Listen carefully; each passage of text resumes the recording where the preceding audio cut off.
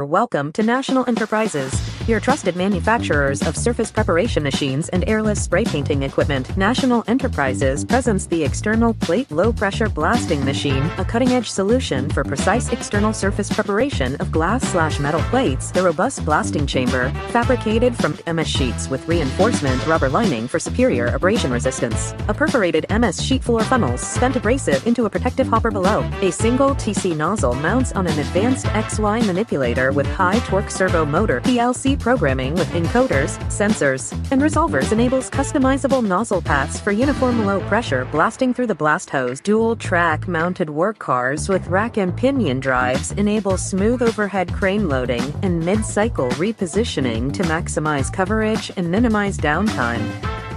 3000 CFM cartridge collector with reverse pulse jet cleaning ensures a dust-free environment. Integrated PLC controls and safety interlocks provide seamless operation in both manual and auto mode. Abrasive and power system features a 5 CFT continuous blast generator paired with a 10 CFT reclaimer and vibratory screen for optimal recycling. National Enterprises, delivering power, safety, and precision to your finishing line.